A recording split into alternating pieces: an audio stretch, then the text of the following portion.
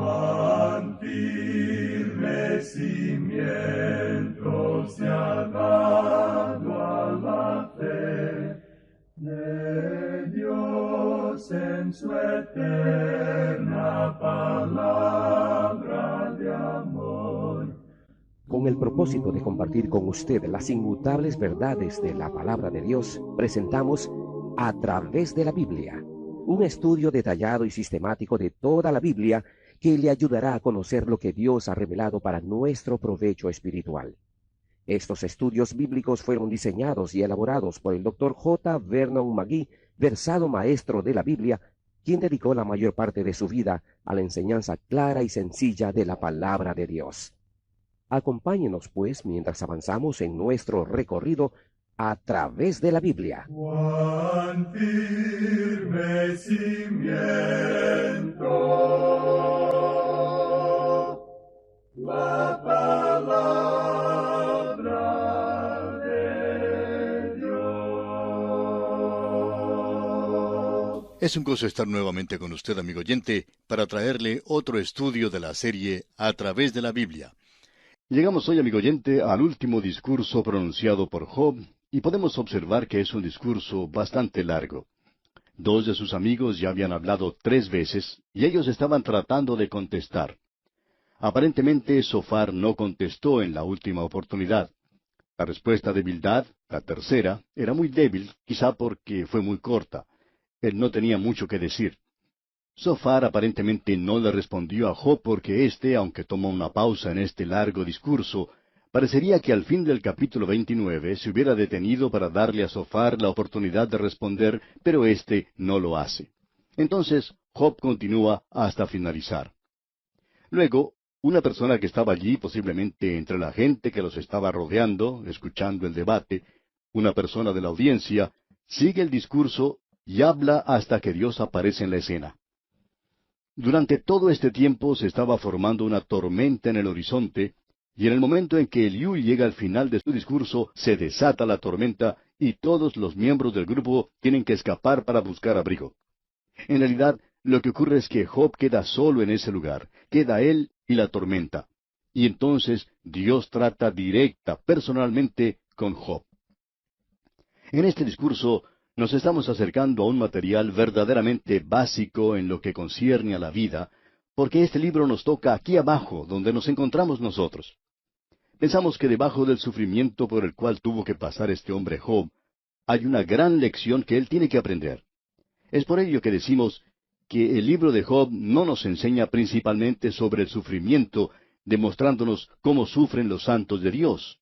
Y el propósito de eso, detrás de todo eso, se encuentra la gran enseñanza del arrepentimiento, y el arrepentimiento es principalmente para el Hijo de Dios. Ahora quizá alguien diga, bien, entonces, ¿qué es lo que ocurre cuando un pecador, un incrédulo, se acerca a Dios? ¿No se arrepiente?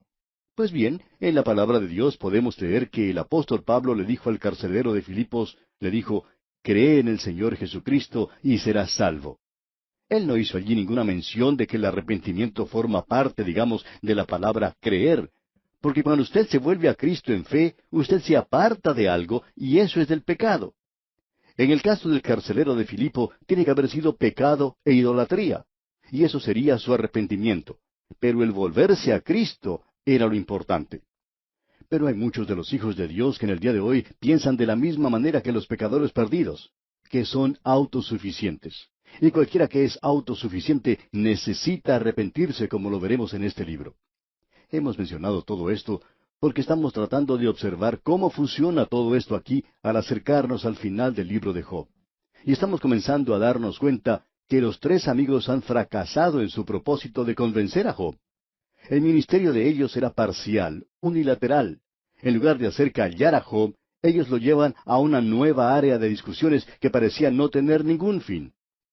En esta sección en que estamos ahora, uno pensaría que este hombre nunca terminará de hablar. Él le podía decir a sus amigos, ciertamente vosotros sois el pueblo, y con vosotros morirá la sabiduría. También tengo yo entendimiento como vosotros, no soy yo menos que vosotros. ¿Y quién habrá que no pueda decir otro tanto? Pues bien, en realidad Job ha demostrado que él sabía algunas cosas, y por cierto que está tratando de defenderse a sí mismo. y esto verdaderamente no está siendo de ninguna ayuda. Nos revela que esta discusión con sus amigos no logró nada, aun cuando ha revelado mucho, como podremos ver más adelante. Ahora, en el capítulo 26 tenemos una vista maravillosa, como pudimos observar en nuestro programa anterior, cuando comenzamos a leerlo, porque se nos da una muestra magnífica de la creación, y Job volverá a mencionar eso en este discurso. Nos podemos dar cuenta aquí que aparentemente él, mientras se encontraba allí en ese montón de cenizas, en las afueras de la ciudad, podía observar las estrellas de la noche y podía haber pasado mucho tiempo haciendo eso. Por eso leemos en el versículo 7 de este capítulo 26, Él extiende el norte sobre vacío, cuelga la tierra sobre nada. Qué vista magnífica la que tenemos aquí de Dios como el Creador. Y Job lo conocía a Él como su Creador, Job lo conocía como su Redentor, pero Job no lo conocía como su sustentador, y como aquel que le amaba y aquel que no permitiría que nada le ocurriera a él, a no ser que le sirviera de ministerio, de enseñanza. Ahora, en este capítulo 26 vamos a ver los puntos más sobresalientes. Ya hemos podido observar algo anteriormente. Y así en el versículo 13 de este capítulo 26 leemos, Su espíritu adornó los cielos, su mano creó la serpiente tortuosa. Cuando uno observa la maravilla del espacio que Dios ha creado, podemos apreciar la forma en que Él ha adornado los cielos. Opinamos que Job nos está diciendo que prestemos atención aquí cuando dice que Dios creó la serpiente tortuosa, que se trata de una constelación en los cielos. Ahora ha habido algunas dudas sobre esto, de que posiblemente Él podría haber estado hablando de alguna serpiente aquí en la tierra como la conocemos nosotros. Pero lo que Job está haciendo es destacar la grandeza de Dios en el espacio como se revela en los cielos. Luego Job continúa hablando en el capítulo 27. Amigo oyente, él continuará con su discurso por varios capítulos y creemos que vamos a llegar a conocer muy bien a Job cuando finalicemos este estudio. En los primeros 4 versículos del capítulo 27, él dice, Reasumió Job su discurso y dijo, Vive Dios que ha quitado mi derecho, y el Omnipotente que amargó el alma mía, que todo el tiempo que mi alma esté en mí, y haya hálito de Dios en mis narices, mis labios no hablarán iniquidad, ni mi lengua pronunciará engaño. Lo que Job está expresando con bastante claridad aquí es que él es una persona determinada e intrépida. Sofar no le ha contestado, pero él continuará hablando y les dice a sus amigos, Yo nunca voy a admitir la acusación que ustedes 3 han presentado contra mí. Por el contrario, él dice en el versículo 5, Nunca tal acontezca que yo os justifique. Hasta que muera, no quitaré de mí mi integridad. Él es un hombre bastante obstinado, ¿no le parece? Estamos comenzando a ver que todo lo que sus amigos han hecho es causar que este hombre se defienda a sí mismo. Y al defenderse a sí mismo, podemos apreciar que no hay un espíritu quebrantado, no hay humildad en su corazón. Él está presentando la situación como si Dios fuera injusto, y que él, Job, es una persona justa. Él dice, no quitaré de mí mi integridad. Él está actuando de una manera bastante temeraria, porque antes que todo esto concluya, él va a quedar tendido en el polvo y la ceniza. Él dice entonces en el versículo 6 del capítulo 27, Mi justicia tengo asida y no la cederé. No me reprochará mi corazón en todos mis días. Escuche lo que dice este hombre. Sus amigos no le han llevado al punto donde él pueda juzgarse a sí mismo. Ellos solo han ministrado a su espíritu de defensa propia y de autovindicación. Job se está vindicando a sí mismo. En realidad, Dios no está en esta escena. Debemos aceptar que muchas de las cosas que se dicen aquí son ciertas, y opinamos que estos hombres tenían la mejor de las intenciones, pero no creemos que ellos hayan tenido la misma verdad, aun cuando ellos dijeron cosas que eran ciertas. Ellos hablaron acerca de experiencias, de la tradición, de la legalidad, pero nunca le dieron a Job la verdad misma. Y al no haber hecho eso, ellos fortalecieron su propio yo. Aquí debemos volver a repetir algo porque creemos que es de suma importancia. Estos amigos pensaron que Job había pecado y que ellos estaban tratando de ver cuál pecado había cometido. Pues bien, Job no había cometido un gran pecado, y Job sabía que ellos estaban equivocados, y ya que ellos estaban equivocados, Job pensaba que él era justo, correcto. Y allí es donde Job cometió su equivocación. El que ellos hubieran estado equivocados no quería decir que Job estuviera en lo justo para nada. Este hombre debería haber estado en la presencia de Dios, donde hubiera podido tener un espíritu quebrantado. Eso es lo que los problemas pueden hacer en usted, amigo oyente. Alguien ha dicho que es como el sol que brilla sobre la nieve o el hielo y lo derrite. Puede que sea frío, pero lo va a derretir. Pero el mismo sol, cuando brilla sobre la cera, la endurece. Y eso es lo que los problemas pueden causar en diferentes personas. Ahora, un espíritu quebrantado simplemente se derrite en la presencia de Dios. Pero no ocurre así con Job, amigo oyente. Él se ha endurecido ahora y esa dureza no se derrite. Y por eso él dice aquí en el versículo 6, mi justicia tengo asida y no la cederé. No me reprochará mi corazón en todos mis días. Y esa es la posición y la condición de muchos miembros de la iglesia en nuestros días. Ellos sienten, piensan de la misma manera. No es que no tengan la certeza de su salvación. Es algo maravilloso tener esa certeza. Pero amigo oyente, usted puede ser un pecador empedernido y no es la certeza de la salvación lo que usted tiene, sino que usted tiene un gran yo y piensa que ya lo ha obtenido todo. Pues bien, Job pensaba que él ya había logrado todo y se va a dar cuenta que no es así. Sigamos leyendo, veamos lo que dice el versículo 7 de este capítulo 27. Sea como el impío mi enemigo y como el inicuo mi adversario. Job está colocando a todos aquellos que no están de acuerdo con él en el otro lado. Ellos son sus enemigos, ellos son impíos y son injustos. Verdaderamente tenemos que reconocer que esa es una posición bastante peligrosa de adoptar por parte de cualquier persona. Luego Job sigue hablando de los impíos, de lo que va a ocurrir al impío. Y Job nos presenta aquí un pequeño discurso. En medio de todos estos problemas, Job nos va a dar una pequeña disertación sobre el impío. Él dice en los versículos 8 hasta el 11, porque ¿cuál es la esperanza del impío, por mucho que hubiere robado, cuando Dios le quitare la vida? ¿Oirá Dios su clamor cuando la tribulación viniere sobre él? ¿Se deleitará en el Omnipotente? ¿Invocará a Dios en todo tiempo? Yo os enseñaré en cuanto a la mano de Dios. No esconderé lo que hay para con el Omnipotente. Lo que Job está diciendo en este capítulo es sencillamente lo siguiente, que el impío prosperará, pero que Dios eventualmente lo juzgará. Y debemos decir aquí que lo que él está diciendo es la verdad. Ese no es el problema de Job. Veamos ahora el versículo 19. Rico se acuesta, pero por última vez. Abrirá sus ojos y nada tendrá. Lo que él está diciendo aquí es que no hay ninguna diferencia de si uno es rico o pobre. Si él ha sido un impío, su vida desaparecerá como una llama que se apaga, como una vela que se extingue por el viento que entra por una ventana. En realidad, vendrá la hora cuando los hombres batirán las manos sobre él y desde su lugar le silbarán. Usted posiblemente recordará que hubo millones de personas que aplaudían a Mussolini, pero llegó el día cuando miles de personas también caminaron sobre su cuerpo exánime y sobre el cuerpo de su amante cuando estaban tirados en el lodo después de haber sido ejecutados. Así es, el impío será juzgado. Los impíos llegarán a su fin. No hay ninguna duda en cuanto a eso. Pero esto no da ninguna respuesta al problema de Job.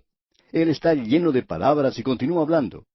En el capítulo 28, él continúa hablando, pero escuchémosle porque aquí tenemos una de las poesías más hermosas de toda la creación. Él trata aquí con cosas que son absolutamente maravillosas. Si estuviéramos estudiando poesía, deberíamos pasar mucho tiempo en esto, pero no lo estamos haciendo. Sin embargo, queremos notar algunos de los versículos que se destacan más. Leamos pues los primeros 3 versículos del capítulo 28 de Job. Ciertamente la plata tiene sus veneros y el oro lugar donde se refina. El hierro se saca del polvo y de la piedra se funde el cobre. A las tinieblas ponen término y examinan todo a la perfección, las piedras que hay en oscuridad y en sombra de muerte. Él está hablando de cómo Dios coloca la plata, el oro, el hierro, las piedras preciosas en la tierra. Y en el versículo 3 dice Job, a las tinieblas ponen término y examinan todo a la perfección, las piedras que hay en oscuridad y en sombra de muerte. Es muy difícil encontrar estas cosas. Pensamos que los hombres aún no han encontrado todos los tesoros que se encuentran escondidos en esta vieja tierra en la que vivimos. Creemos que este capítulo deja eso bien en claro.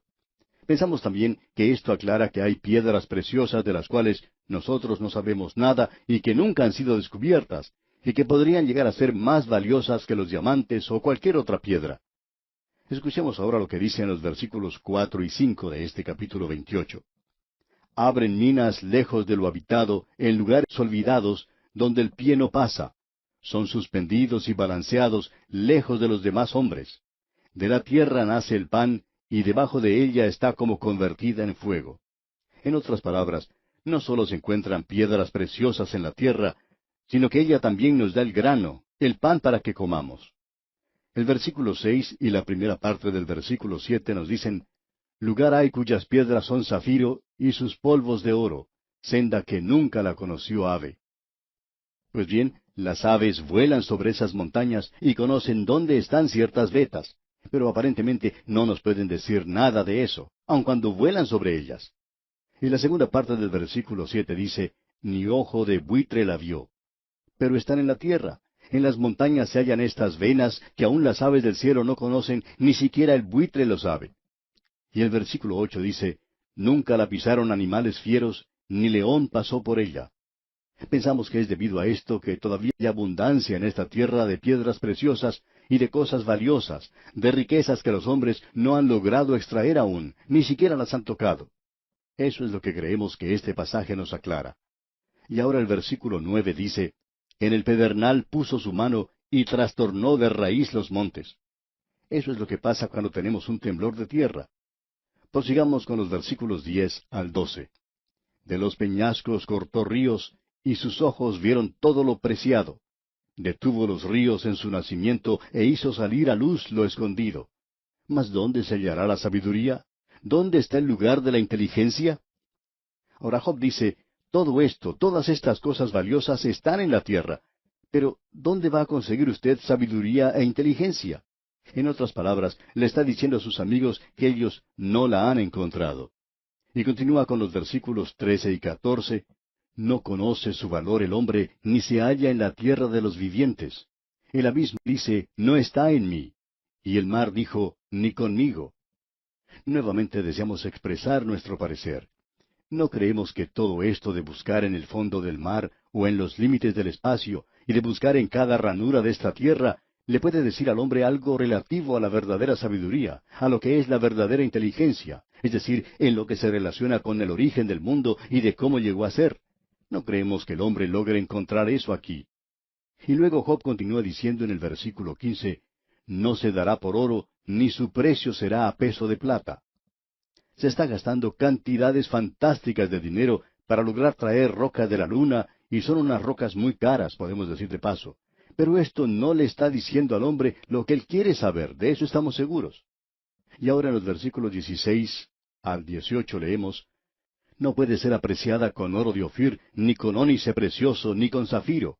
El oro no se le igualará, ni el diamante, ni se cambiará por alhajas de oro fino.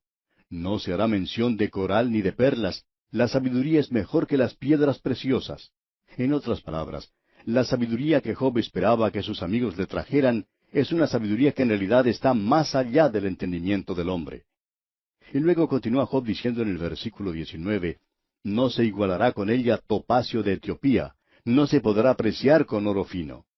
Y eso simplemente no se puede evaluar. Luego los versículos 20 al 22 dicen, ¿de dónde pues vendrá la sabiduría? ¿Y dónde está el lugar de la inteligencia? Porque encubierta está a los ojos de todo viviente, y a toda ave del cielo es oculta. El Abadón y la muerte dijeron, su fama hemos oído con nuestros oídos. Hemos oído de ello, hemos oído algún rumor, y aun la muerte nos debería decir algo. Nos debería decir que hay algo del otro lado, nos debería decir que hay algo que nosotros no conocemos. Los hombres pasan por la puerta de la muerte, amigo oyente, y no pueden comunicarse con nosotros otra vez. Cuando murió el gran mago Houdini, él dejó cierto código con su esposa y le dijo, voy a tratar de comunicarme contigo. Los muertos no pueden comunicarse con los vivos, amigo oyente.